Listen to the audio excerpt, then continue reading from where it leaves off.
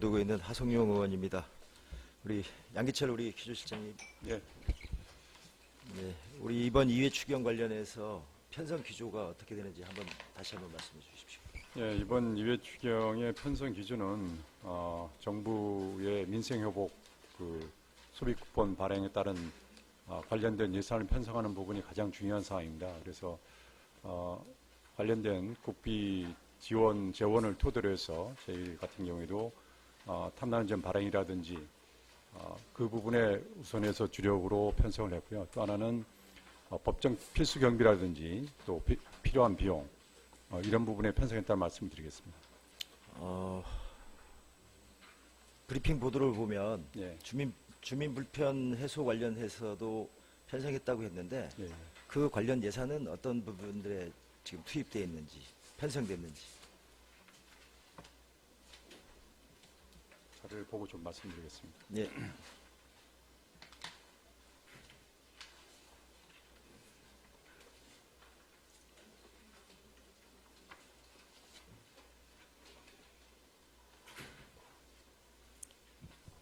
편성 기조의 예산이 전혀 보이질 안 해가지고 제가 질의를 드리는 겁니다.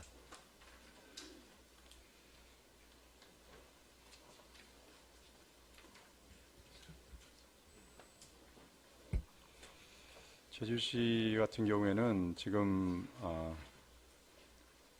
공사 중인 도로 화포장 사업 부분들이 지금 여러 군데 많이 있습니다. 그래서 재정적인 어려움 때문에 지금까지 상당히 많은 고충을 겪고 있습니다만 필요한 예산 중에서 일부라도 이번에 없는 재원 중에서 반영을 하고 있다는 말씀드렸고요. 그러면 읍면동 소규모 주민 수건 사업 관련 예산에 대한 부분들이 예. 전체적으로 감액해서 들어왔는데 예.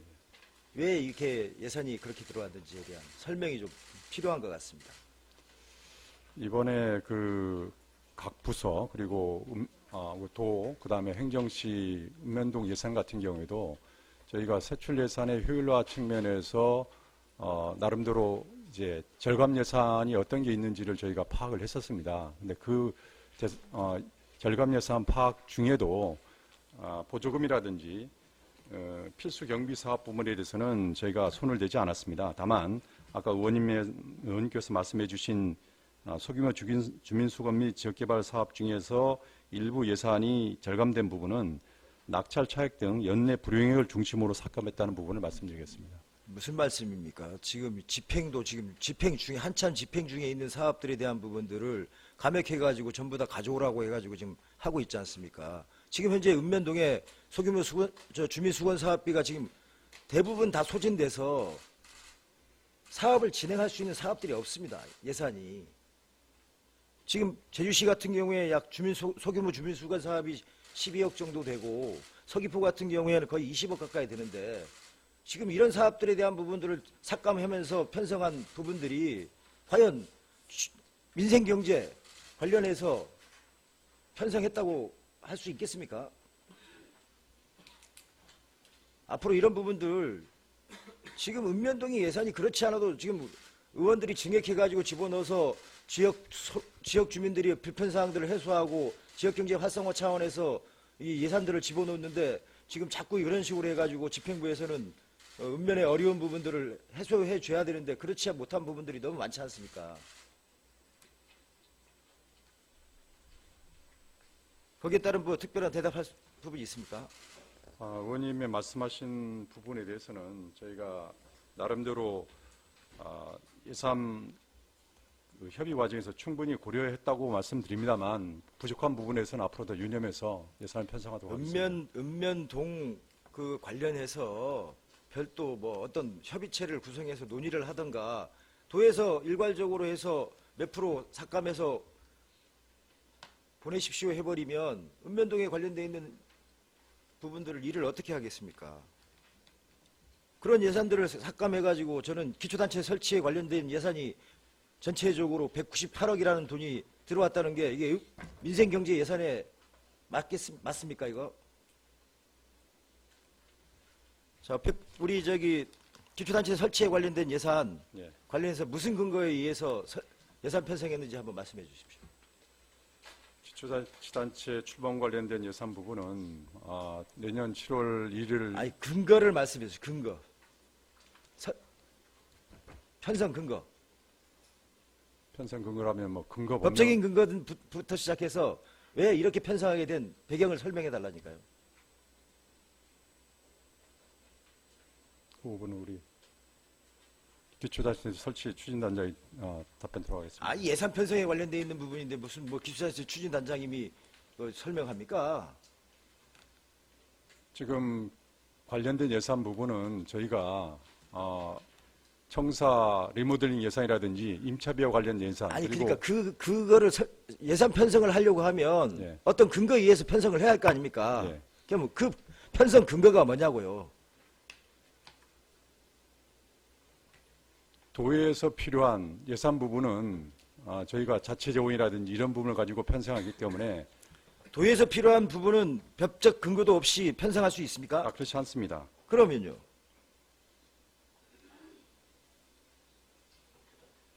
기초자치 출범 부분은 기존에 도조례에 의해서 행정위를 통해서 공론화 과정을 거쳤고 그 부분에 필요한 예산이 소요되는 부분에서는 충분히 우리 도와 의회가 같이 의견을 같이 하고 있다고 생각합니다. 아니 의견을 같이 하는 건 같이 하는 거고 네. 편성 근거에 대해서 지금 이 어려운 우리 제주 경기가 어렵고 민생 경기가 어려운 상황에서 이 기초단체 설치에 관련된 예산이 과연 민생 경제 예산이냐? 그리고 지금 우리가 주민투표가 요구가 되지 않은 상황에도 불구하고 지금 이 예산을 편성했다는 자체에 대해서 제가 어떤 근거에 의해서 편성을 했는지에 대한 부분을 묻고 있는데 도의회하고 우리가 공감합니다. 하지만 지금 현재 중앙정부 행안부에서 주민투표 실시 요구에 대한 부분도 아직도 불확실한 상태에서 예산 편성했다는 자체에 대해서 제가 물어보는 겁니다. 자 그러면 우리 기초단체 설치에 관련되어 있는 부분에 주민투표 요구 관련 부분들 지금 어떻게 진행되고 있습니까? 그 부분에 대해서는 저희가 작년 7월 도와 아니 그거는 저희들 네. 다 알고 있는 거고 지금 현재 추진되는 상황이 우리가 이재명 정부가 들어와 가지고 국정 과제를 진행하고 있고 예. 지금 해서 행안부하고의 어떤 논의들이 오고 가고 있는지에 대한 부분을 말씀을 해달라는 겁니다. 예, 지금 그 부분에 대해서는 당초 대통령 공약에 포함이 돼서 지금은 현재 국정과제에 반영하기 위한 노력을 지속적으로 기울여오고 있습니다. 그래서 그 관련해서는 대통령실이라든지 행안부와 지금 실무적으로 협의를 해오고 있고 여러분들이 다 아시는 것처럼 국정과제의 확정 시기가 지금 8월 이제 이번 주 정도면은 확정되고 다음 주 정도면 대국민 보고회를 지금 앞두고 있습니다. 그래서 저희가 그런 부분에 대한 반영을 우선시해서 지금 노력을 기울여왔고 어쨌든 그런 부분에서는 상당한 공감대가 있는 걸로 지금 저희가 파악하고 자, 있습니다. 그러면 국정과제에 포함이 안 되면 어떻게 할 겁니까? 국정과제에 포함이 안 됐을 경우에 대안은 있습니까? 저희는 국정과제에 반영시키기 위해서 최선의 노력을 기울였다 그러니까 말씀드리겠습니다. 어쨌거나 그 결과는 우리 회의 전체적으로 이번 추경위 회의가 끝나기 전에 아마 결과가 나올 걸로 보여지는데 포함이 안 됐을 때 이거 관련돼 있는 부분 어떤 대안을 또 갖고 있는지. 어쨌든 저희 도의 입장은 반영을 시키기 위해서 노력했고 아니 반영될 것으로 지금 기대를 하고 실장님이 있습니다. 말씀 중에 국정과제에 포함이 될 거라고 이렇게 예상해서 지금 진행을 하고 있다라고 하고 있기 때문에 네. 포함이 안 됐을 때 과연 그 다음에 대책이 어떤 대책을 갖고 있는지 여기에 대한 부분들은 도에서도 준비를 해야 할 거 아닙니까? 예. 그러니까 어떤 대안을 갖고 있는지에 대한 부분은 뭐 공개할 수 없습니까? 그 부분에서는 제가 여기서 답변하기 어려운 부분입니다. 그러면 이제 국정과제가 포함이 안 됐을 때의 대안에 대한 부분은 아직은 답변할 시기가 아니다라고 보여지는 겁니까? 저희의 아니면 공식 입장은 앞으로 지금 현재 우리의 주민투표 요구가 8월 이후에라도 이루어지게 된다면 우리가 그 다음에 준비 과정들에 대한 부분들은 서로 고민하고 있는지. 저희 도의 입장은 대통령 공약에 포함됐기 때문에 자, 국정과제에 그러면 대통령 공약이 네, 대통령 임기가 언제까지입니까? 5년입니다. 2030년까지잖아요. 네. 그러면 대통령 공약이라는 거는 대통령이 되자마자 그 공약을 이행해야 된다는 것은 대통령 임기 내 30년까지의 내에서 대통령 공약의 이행에 관련되어 있는 부분을 절차를 검증하고 모든 부분들을 따져보고 2030년에 하라고 할 수도 있지 않겠습니까? 시기에 대한 부분은 그럼 별도 논의 사항입니다. 그래서 저희는 최우선적으로 국정과제에 제가, 반영시킬 수 있도록 노력을 하고 있습니다. 그리고 그걸 토대로 시간이 해서 다 된 관계로 이제 보충 질의 시간에 더 질의하도록 하겠습니다. 이상입니다. 정방중앙천지 서홍동 지역구를 강상수 의원입니다. 예, 우리 양기철 기조실장님, 예, 양기철입니다. 예, 이번 추경의 취지는 뭐라고 생각하십니까? 예, 민생 회복에 가장 중점을 두고 있고요. 1차 추경 이후에 필요한 법적 필수 경비라든지 이런 부분에 대한 또 예산 반영, 그리고 또 지역 주민 사업 중에서 반드시 반영이 필요한 사항들을 이번에 포함하고 있습니다. 네, 취지는 잘 알고 계시네요. 예. 그런데 우리 기초자치 부활에 관련된 예산들이 이번에 198억이 올라왔는데 예. 이게 민생하고 연관돼 있습니까? 기초자치단체 출범 부분은 민생 8기에서 도민들과 약속한 부분이기도 하고 그동안 도와 도의회라든지 관련 유관기관에서도 이 부분에 대한 뜻은 같이 하고 있다고 생각합니다. 그래서 저희가 당초 정부에 건의한 대로 내년 출범을 염두에 둔다면 관련된 예산은 뭐 청사 리모델링이라든지 청사 임차비 등 필요한 예산 부분을 이번 추경에 필요해 한다는 도의 의지도 지금 보여주는 그런 부분입니다. 이번에 어쨌든 정부 추경으로 인해 가지고 우리가 지금 추경이 이루어지는 거잖아요. 예. 이 정부 추경의 목적은 민생 경제 안정입니다. 예. 민생 경제에 중점을 두고 하고 있는데 지금 우리 제주도는 그렇게 안 가고 있어요. 198억이 이번 추경에 그 우리 가용 예산에서 어느 정도 비중을 차지하는지 아십니까? 198억 원이 민생 쪽으로 가지고 민생 경제를 살려야 되는데 그렇지 않아도 어려운데 지금 저는 이게 방법을 좀 달리 했으면 좋았지 않았을까. 이거를 이번에는 그냥 민생으로 가고 이게 나중에 예비비로 활용할 수 있잖아요. 특별하게 긴박한 상황에 발생할 때 예비 사용할 수 있잖아요. 그런데 지금 이 2차 추경에 이게 올려서 198억이 만약에 우에서 반영을 안 시켜줬을 때 예비비 사용 못하는 거 아시죠? 네, 알고 있습니다. 그러면 어떤 생각, 우리 위에서 그러면 이게 원안대로 가결해 줄 거라고 생각을 하고 이렇게 올린 겁니까? 그만큼 저희는 중요하고 절박하다고 판단해서 이번 예산을 편성했습니다. 그거는 이제 원론적인 얘기만 계속 하더라고요. 작년부터 보면 우리가 문제점을 제기하면 데드라인을 또 정해가지고 데드라인이 계속 바뀌고 이젠 8월 중에 주민투표 실시하라고 하면은 이제 가능하다. 이게 마지막 데드라인이다. 근데 지금 우리가 보기에는 우리 도민들이 느끼거나 우리가 보기에는 전혀 가능성이 안 보여요. 이 깜깜한데 이거를 도의에서 198억을 이렇게 우리가 승인해 줄 수 있겠습니까? 그리고 도민들이 인정하겠습니까? 이 198억에 대한 기초자치 부활 관련된 것은 도지사의 공약 사업이고 도지사의 개인의 어떤 공약을 이행하는데 이렇게 그 예산이 쓰여지는 거지 우리 도민한테는 필요한 게 아니에요. 지금 현재는 민생 안정에 대한 그런 예산을 투입해야 됩니다. 민생 쪽에. 지금 도로 예산이 다 지금 2년, 3년, 1, 2, 3년이 다 멈춰버린 거 아시죠? 도로 예산이 멈춰버리면 공공에서 발주한 그런 사업들이 멈춰버리면 그 기업들은 어떻게 되겠습니까? 어려서 도산이 되고 아니면 인력을 감축하고 그러면 회사 매출이 적으니까 또 세금이 덜 내니까 우리 도 세수도 적어지고 인력이 줄어드니까 지역경제가 활성화가 안 되고 이런 악순환을 우리 도에서 지금 조장하고 있어요. 저번에 내가 지지할 때 얘기했는데 선순환 구조를 좀 만들자. 근데 도에서 앞장서가지고 지금 이게 악순환 구조를 만들고 있거든요. 그 198억이 이번에는 그냥 우리 민생 쪽으로 취지에 맞게 이렇게 했으면 우리 도민들도 진짜 도정에 박수치고 이렇게 할 건데 만약에 이거 안 되면 어떻게 할 거예요, 이게? 예비비 사용도 못 할 거고. 어쨌든 저희 같은 경우에도 고심 끝에 그러한 예산을 편성했다는 말씀을 드리겠습니다. 지금 이번 추경에서도 예비비에서 100억 끌어왔죠. 예.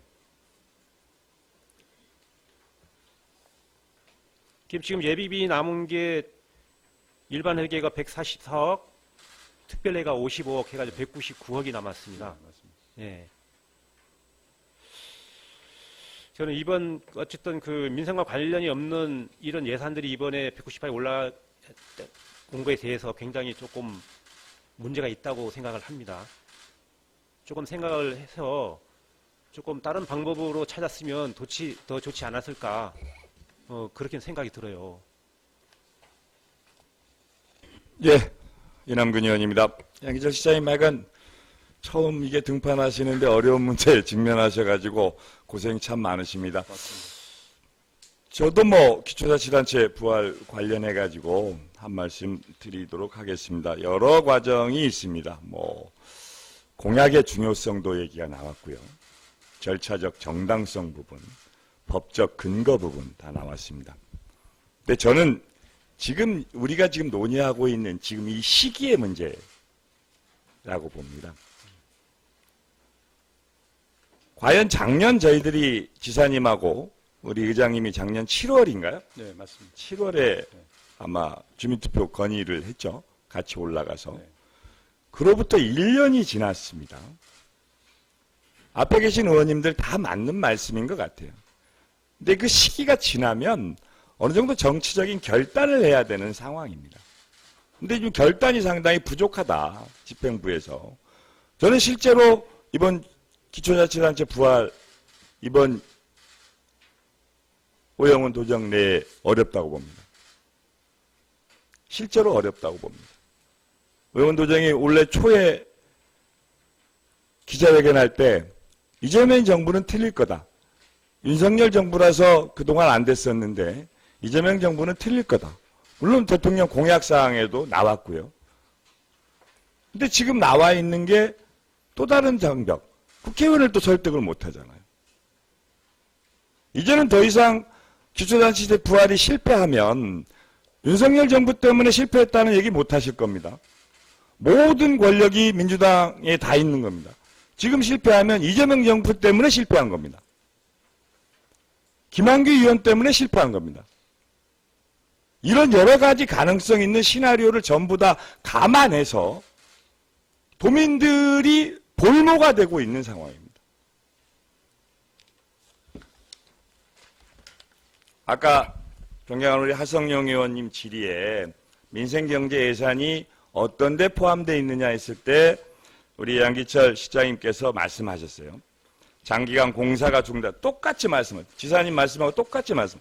장기간 공사가 중단되었거나 사고 위험에 노출된 도로와 시설물을 중심으로 뭐 이런 형태의 대답을 하셨습니다. 제 어려운 엄중한 시국에 다시 한번 묻겠습니다. 이거 갑자기 또 일로 넘어가서 좀 그렇긴 한데요. 네. 이런 예산에 예를 들 수 있는 예산이 어떤 게 있는지 확인해 주십시오.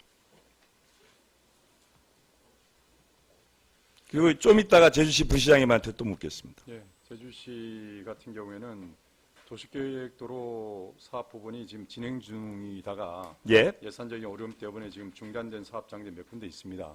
몇 군데만 있을까요? 전부 여러 다입니다. 군데가 있는데 44군데 네, 있습니다. 맞습니다. 여러 예. 군데가 있는데 44군데가 여러 군데라는 표현은 아니고 예, 다 씁니다. 전부 다 네, 전부. 다수 있는 걸 알고 있습니다. 그럼에도 불구하고 이번에 저희가 우선순위를 고려해서 몇 군데 사업장에 대해서 얼마 배정했습니까? 얼마 배정했습니까? 그거 바로 계산 안 나옵니까? 부시장님 얼마 배정돼 있습니까? 도시계획도로. 지금 44개 다 하려면 600억 정도가 필요한데 예. 지금 얼마 배정돼 있습니까? 추경에. 제가 지금 도시계획도로만 따로 떼서 계산을 지금 안 해요. 그러니까 보십시오. 이게 가장 중요한 이게 나와 있는 것들도 공무원들이 대략 얼마가 투입됐다고 얘기를 못하는 상황인데 무슨 민생경제입니까? 각 지역구 돌아다녀 보십시오. 길만 닦아놓고 차들 그 앞에 있고 건설회사는 계속 고정비용만 들어가고